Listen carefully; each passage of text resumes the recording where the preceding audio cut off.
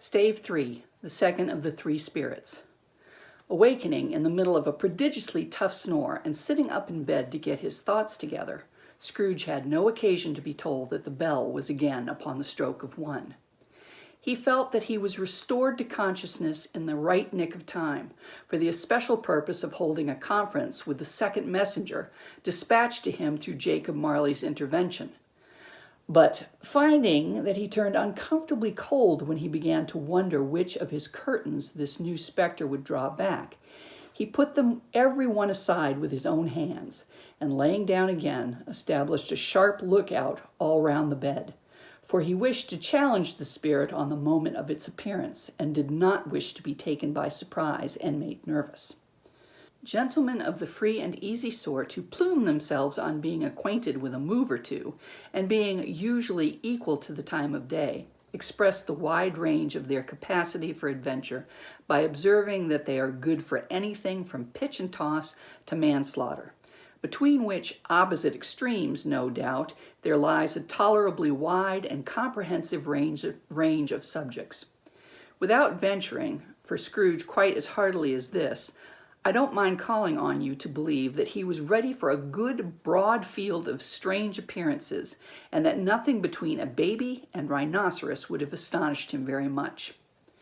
Now, being prepared for almost anything, he was not by any means prepared for nothing, and consequently, when the bell struck 1 and no shape appeared, he was taken with a violent fit of trembling.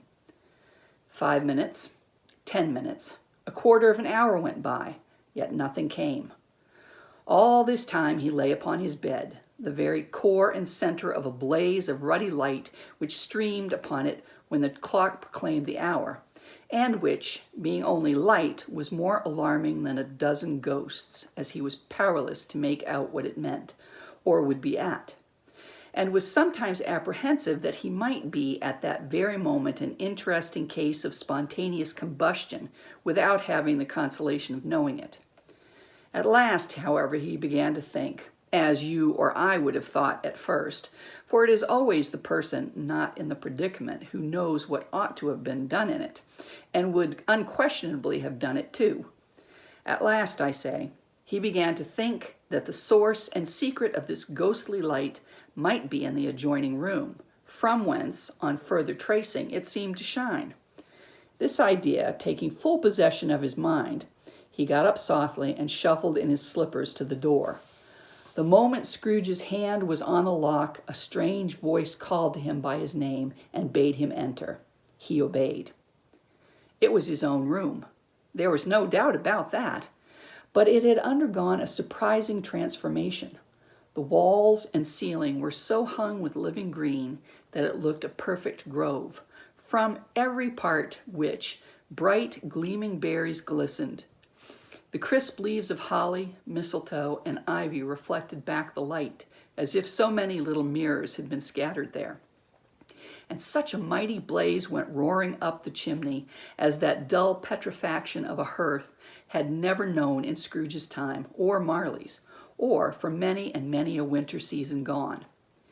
Heaped up on the floor, to form a kind of throne, were turkeys, geese, game, poultry, brawn, great joints of meat, sucking pigs, long wreaths of sausages, mince pies, plum puddings, barrels of oysters, red-hot chestnuts, cherry-cheeked apples, juicy oranges, luscious pears, immense 12th cakes, and seething bowls of punch that made the chamber dim with their delicious steam.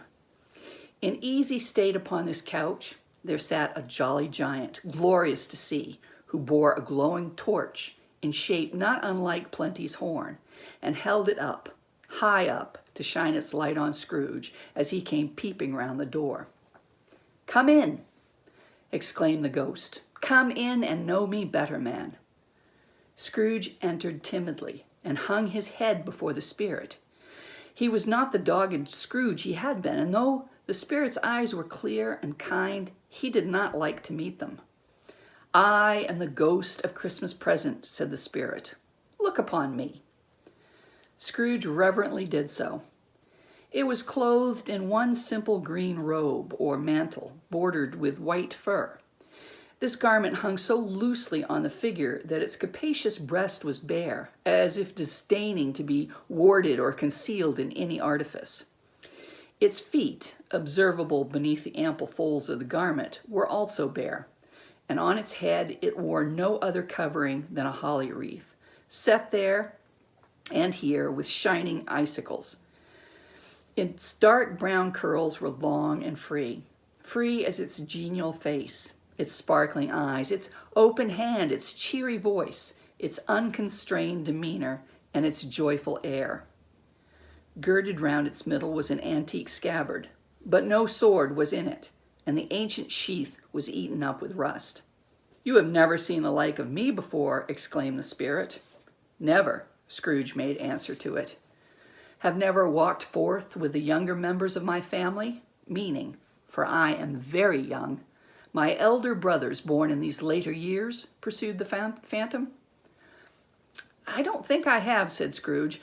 "I am afraid I have not. Have you had many brothers, spirit?" "More than 1,800, said the spirit. "A tremendous family to provide for," muttered Scrooge. The ghost of Christmas present rose.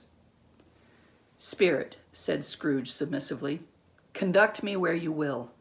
I went forth last night on compulsion, and I learnt a lesson which is working now. Tonight, if you have aught to teach me, let me profit by it. Touch my robe." Scrooge did as he was told and held it fast. Holly, mistletoe, red berries, ivy, turkeys, geese, game, poultry, brawn, meat, pigs, sausages, oysters, pies, puddings, fruit, and punch all vanished instantly. So did the room, the fire, the ruddy glow, the hour of night, and they stood in the city streets on Christmas morning, where, for the weather was very severe, the people made a rough but brisk and not unpleasant kind of music, in scraping the snow from the pavement in front of their dwellings and from the tops of their houses, whence it was mad delight to the boys to see it come plumping down into the road below and splitting into artificial little snowstorms. The house fronts looked black enough, and the windows blacker, contrasting with the smooth white sheet of snow upon the roofs, and with the dirtier snow upon the ground, which last deposit had been plowed up in deep furrows by the heavy wheels of carts and wagons, furrows that crossed and recrossed each other hundreds of times, where the great streets branched off and made intricate channels, hard to trace in the thick yellow mud and icy water. The sky was gloomy, and the shortest streets were choked up with a dingy mist, half thawed, half frozen, whose heavier particles descended in shower of sooty atoms, as if all the chimneys in Great Britain had, by one consent, caught fire and were blazing away to their dear hearts' content. There was nothing very cheerful in the climate of the town, and yet there was an air of cheerfulness abroad that the clearest summer air and brightest summer sun might have endeavored to diffuse in vain. For the people who were shoveling away on the housetops were jovial and full of glee, calling out to one another from the parapets, and now and then exchanging a facetious snowball, better-natured missile far than many a wordy jest, laughing heartily if it went right, and not less heartily if it went wrong. The poulterers' shops were still half open, and the fruiterers were radiant in their glory. There were great, round, pot-bellied baskets of chestnuts, shaped like the waistcoats of jolly old gentlemen, lolling at the door and tumbling out into the street in their apoplectic opulence. There were ruddy, brown-faced, broad-girthed Spanish friars, and winking from their shelves in wanton slyness at the girls as they went by, and glanced demurely at the hung-up mistletoe. There were pears and apples clustered high in blooming pyramids. There were bunches of grapes, made in the shopkeeper's benevolence to dangle from capricious hooks that people's mouths might water gratis as they passed. There were piles of filberts, mossy and brown, recalling in their fragrance ancient walks among the woods and pleasant shufflings ankle-deep through withered leaves. There were Norfolk biffins, squab and swarthy, setting off the yellow and the oranges of the lemons, and in the great compactness of their juicy persons, urgently entreating and beseeching to be carried home in paper bags and eaten after dinner. The very gold and silver fish set forth among these choice fruits in a bowl, though members of a dull and stagnant-blooded race, appeared to know that there was something going on, and, to a fish, went gasping round and round in their little world to slow and passionless excitement. The grocers. Oh, the grocers. Nearly closed, with perhaps 2 shutters down, or 1, but through those gaps such glimpses. It was not alone that the scales descending on the counter made a merry sound, or that the twine and roller parted company so briskly, or that the canisters were rattled up and down like juggling tricks, or even that the blended scents of tea and coffee were so grateful to the nose, or even that the raisins were so plentiful and rare, the almonds so extremely white, the sticks of cinnamon so long and straight, the other spices so delicious, the candied fruits so caked and spotted with molten sugar as to make the coldest lookers-on feel faint and subsequently bilious. Nor was it that the figs were moist and pulpy, or that the French plums blushed in modest tartness for their highly decorated boxes, or that everything was good to eat and in its Christmas dress. But the customers were all so hurried and so eager in the hopeful promise of the day that they tumbled up against each other at the door, clashing their wicker baskets wildly, and left their purchases upon the counter and came running back to fetch them and committed hundreds of the like mistakes in the best humor possible, while the grocer and his people were so frank and fresh that the polished hearts with which they fastened their aprons behind might have been their own, worn outside for general inspection and for Christmas daws to peck at if they chose. But soon the steeples called good people all to church and chapel, and away they came, flocking through the streets in their best clothes and with their gayest faces.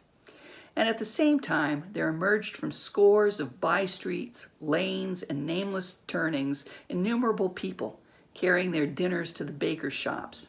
The sight of these poor revelers appeared to interest the spirit very much, for he stood with Scrooge beside him in a baker's doorway, and taking off the covers as their bearers passed, sprinkled incense on their dinners from his torch. And it was a very uncommon kind of torch, for once or twice, when there were angry words between some dinner carriers who had jostled each other, he shed a few drops of water on them from it, and their good humor was restored directly. For they said it was a shame to quarrel upon Christmas Day, and so it was. God love it, so it was. In time the bells ceased, and the bakers were shut up, and yet there was a genial shadowing forth of all these dinners and the progress of their cooking in the thawed blotch of wet above the baker's oven, where the pavement smoked as if its stones were cooking too. "Is there a peculiar flavor in what you sprinkle from your torch?" asked Scrooge. "There is, my own." "Would it apply to any kind of dinner on this day?" asked Scrooge. "To any kindly given, to a poor one most." "Why a poor one most?" asked Scrooge. "Because it needs it most." "Spirit," said Scrooge, after a moment's thought, "I wonder you, of all the beings in the many worlds about us, should desire to cramp these people's opportunities of innocent enjoyment." "I?" cried the spirit. "You would deprive them of their means of dining every 7th day, often the only day on which they can be said to dine at all," said Scrooge. "Wouldn't you?" "Aye," cried the spirit. "You seek to close these places on the 7th day," said Scrooge, "and it comes to the same thing." "I seek," exclaimed the spirit. "Forgive me if I'm wrong. It has been done in your name, or at least in that of your family," said Scrooge. "There are some upon this earth of yours," returned the spirit, "who lay claim to know us, and who do their deeds of passion, pride, ill will, hatred, envy, bigotry, and selfishness in our name, who are as strange to us and all our kith and kin as if they had never lived. Remember that, and charge their doings on themselves, not us." Scrooge promised that he would, and they went on, invisible, as they had been before, into the suburbs of the town. It was a remarkable quality of the ghost, which Scrooge had observed at the baker's, that notwithstanding his gigantic size, he could accommodate himself to any place with ease, and that he stood beneath a low roof quite as gracefully and like a supernatural creature as it was possible he could have done in any lofty hall.